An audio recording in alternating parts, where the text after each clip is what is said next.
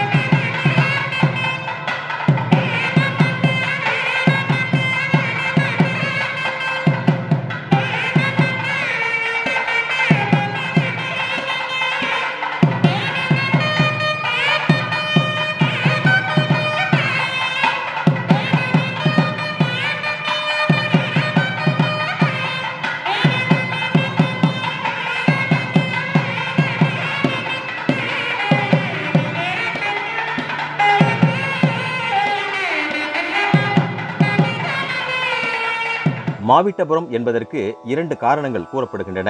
மா கூட்டல் புறம் என பிரித்து பொருள் கொண்டால் மாமர வடிவிலான அசுரனை சம்ஹாரம் செய்து அருளிய தலம் என்பது பொருளாகும். மாருத புர்வீகவல்லியின் மா குதிரை, பெருநோய், விட்ட நீங்கிய, புறம் தலம் என்பதால் மாவிட்டபுரமானதாக மற்றொரு காரணமும் கூறப்படுகின்றது.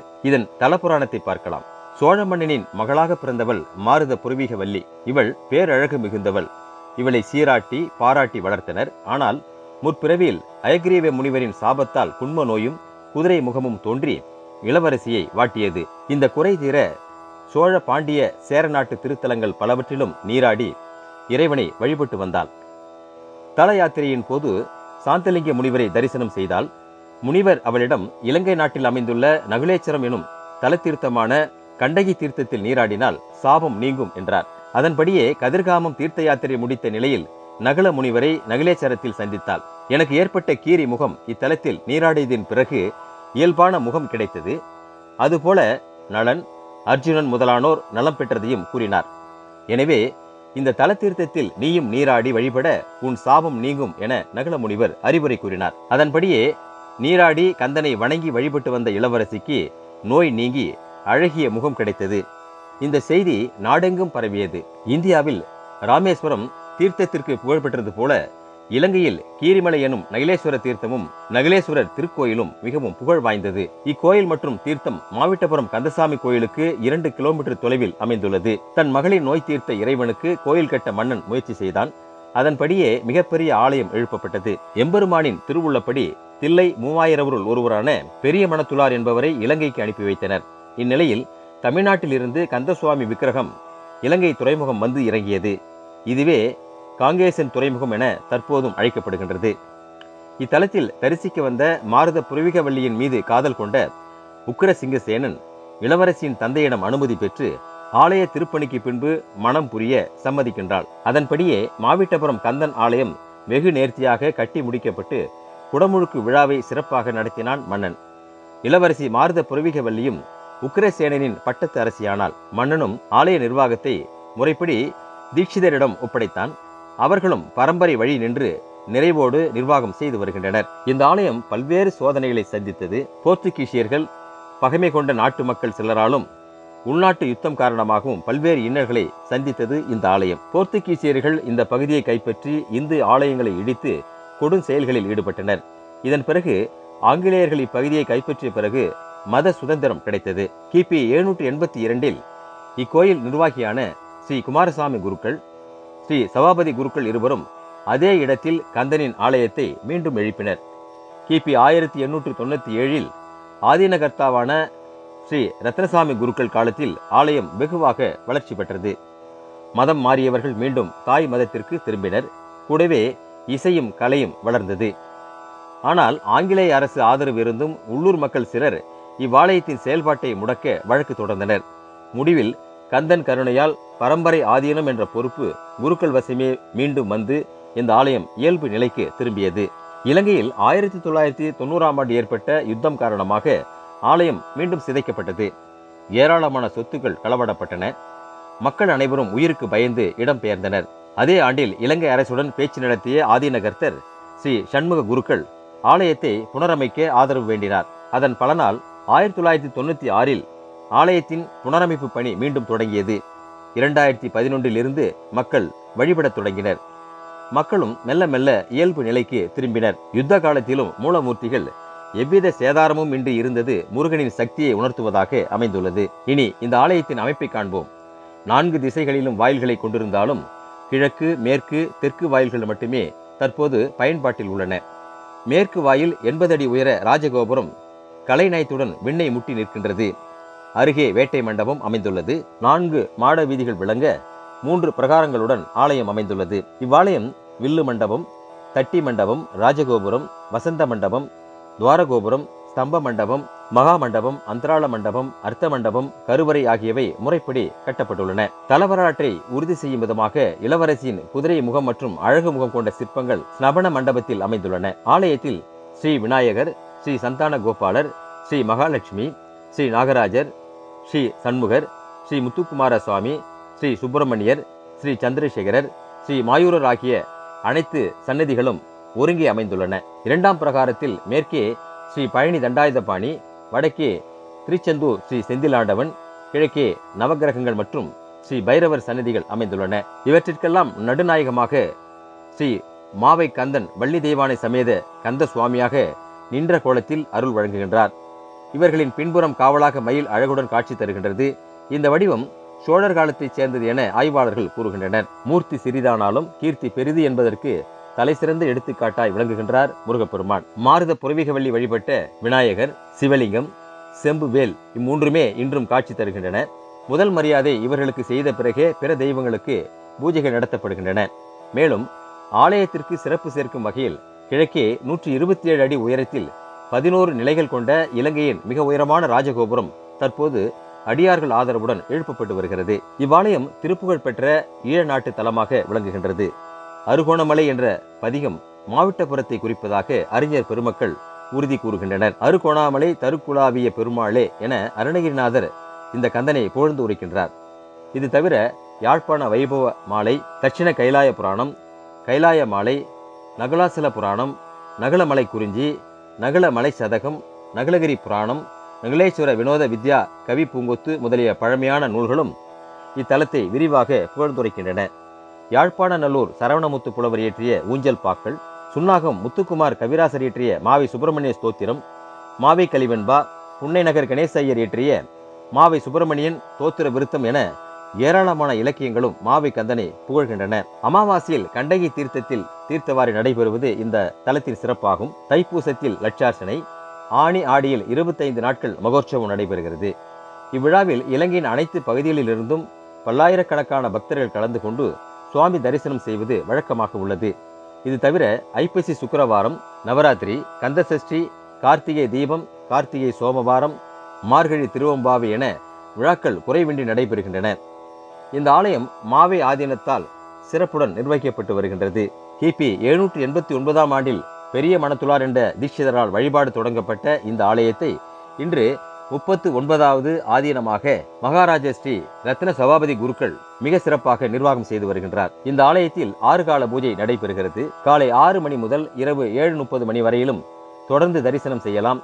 பூஜைகள் அனைத்தும் குமாரதந்திரப்படி மேற்கொள்ளப்படுகின்றது. நீங்கள் பார்ப்பது மாமரம். இது காஞ்சிபுரத்திலிருந்து கொண்டு வரப்பட்ட மாமரமாகும். இதுவே இந்த தலத்தின் தலமரமாக விளங்குகின்றது. இத்தலத்தின் தீர்த்தம் கண்டகி தீர்த்தம் எனும் இந்து மகா சமுத்திரமாகும். இது சிவபெருமானால் பார்வதியின் குளியலுக்காக உருவாக்கப்பட்ட புண்ணிய தீர்த்தமாக புராணங்கள் கூறுகின்றன. யுகங்களை கடந்து கலியுகத்திலும் தன் அருளையும் சக்தியையும் இந்த தீர்த்தம் தொடர்ந்து வழங்கி வருகின்றது. இத்தலம் மிகச்சிறந்த பரிகார தலமாக விளங்குகின்றது. மாவை கந்தன் எவ்வித வேண்டுதலையும் நிறைவேற்றி தரும் வள்ளலாக விளங்குகின்றான். வேண்டுதலுடன் வருபவர்கள் கண்டகி தீர்த்தத்தில் நீராடி நகுலேஸ்வரரை வழிபட்டு மாவை கந்தனிடம் மனமுருகி பிரார்த்திக்க வேண்டும். வேண்டுதலை ஓராண்டிற்குள் நிறைவேற்றி தருவது மாவை கந்தனின் வழக்கம் என்பது பக்தர்களின் அசைக்க முடியாத நம்பிக்கையாக உள்ளது. இத்தலத்தின் பெருமைகளை அறிய மாவை ஆதீனம் மகாராஜா ஸ்ரீ ரத்ன சபாபதி குருக்கள் அவர்களை சந்தித்தோம். ஆலயத்தின் பெருமைகளை கூறுங்கள். 789 ஆண்டு மாருத பிறவி வள்ளி சேரச்சோழ பாண்டியர்களினாலே இங்கு பிரதிஷ்டை செய்வதற்காக வரப்பட்ட மூர்த்திகளுடன் சிதம்பரத்திலிருந்து பெரிய மணத்துள்ளார், சின்ன மணத்துள்ளார் ஈஸ்வர் பரம்பரையிலே நாங்கள் இங்கு மாவை பதித்து எழுந்தட்டிருக்கின்றோம். அன்றிலிருந்து இன்றைய வரை பரம்பரையாக இந்த ஆதீன ஆத்தாவாக நாங்கள் இங்கே விளங்கி கொண்டிருக்கின்றோம். அதோட பிரதம குழுக்களாகவும் விளங்கி கொண்டிருக்கின்றோம். சகல நிர்வாகங்களும் நாங்கள் இங்கு பார்த்து கொண்டிருக்கின்றோம்.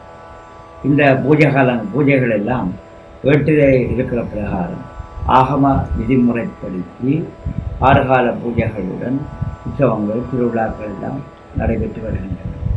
மேலும் இங்கு உள்ள மூர்த்தியினுடைய அருள் கிருபாகடாக்கங்கள் எல்லாம் வேண்டியவற்றை மக்களுக்கு தீர்த்து வைப்பதாகவும் மக்கள் எல்லாம் கூறிக்கொண்டிருக்கின்றார்கள். இதனுடைய முதல்ல மார்கப்பிரவிகளினுடைய குதிரமுகத்தை நீக்கி அவர் மார்கப்பிரவிகளுக்கு நிறைய திருவருள் பாடுகிறார். அதேபோல் வரும் மக்களுக்கும் தங்கள் வேண்டுதல்கள் எல்லாத்தையும் நிறைவேற்றி வைப்பதாகவும் இங்கே ஒரு நம்பிக்கை வைத்து பலர் வந்து தரிசனம் செய்து கொண்டிருக்கின்றார்கள். இடையிடையே முருகப்பெருமானுடைய திருவிளையாடல்கள் நிறைய நடைபெற்று கொண்டிருக்கின்றன. இலங்கையில் முருகன் ஆலயங்களில் வேல்தான் மூலவராக உள்ளது. ஆனால் மாவிட்டபுரத்தில் சிலா வடிவம் உள்ளது. இதற்கான காரணம் என்ன? இயக்கர் நாகர் ஆரியர்களால் வழிபட்டது கிட்டத்தட்ட 2500 வருடங்களுக்கு மேலாக அவர்கள் பூஜித்து வந்திருக்கின்றார்கள். சிவலிங்கமும் இந்த வேலும் விநாயக பெருமானும் மூலஸ்தானத்திலே அவர்கள் வழிபட்ட உருவாக்கியர்கள் எல்லாம் இன்றைக்கும் அங்கே வச்சு வருகின்றனர். 789 ஆண்டு மார்கப்பிரவி வள்ளியுடன் நாங்கள் வரும்பொழுது விக்கிரகத்தை காங்கேயமூர்த்தியை இந்தியாவிலிருந்து இங்கு எடுத்து வந்திருந்தோம். அவர் காங்கேயமூர்த்தி வந்ததினாலே காங்கேசன்துறை என்ற பெயருடன் விளங்கி புறமுகம் மாறியோடினாலே மாவட்டபுரம் என்று சொல்லி பெயரையும் வைத்து தீட்சிதர்களை இங்கு பூஜைகளுக்காக அவர்கள் இருக்க வைத்து அதோட அர்த்தத்துடன் கூட சிப்பந்திகளையும் இங்கே எல்லோரையும் அந்தந்த வேலைக்குரியவர்களையும் அங்கிருந்து அழைத்து வந்து படகிலே அழைத்து வந்து இங்கு அவர்களுக்கு மானியங்கள் எல்லாம் கொடுத்து நிலங்கள் எல்லாம் கொடுத்து இங்கு அவர்களை இருக்க வைத்து இன்றைய வரையிலே அந்த பரம்பரையினரே அந்தந்த வேலைகளை செய்து கொண்டு வருகிறார்கள். இத்திருக்கோயிலின் திருவிழாக்கள் பற்றி கூறுங்கள். தை மாதத்திலே தைப்பூசம் ஈறாக 10 நாட்கள் முதல் 10 நாட்கள் லட்சார்த்தனைகள் நடைபெற்று வருகின்றன.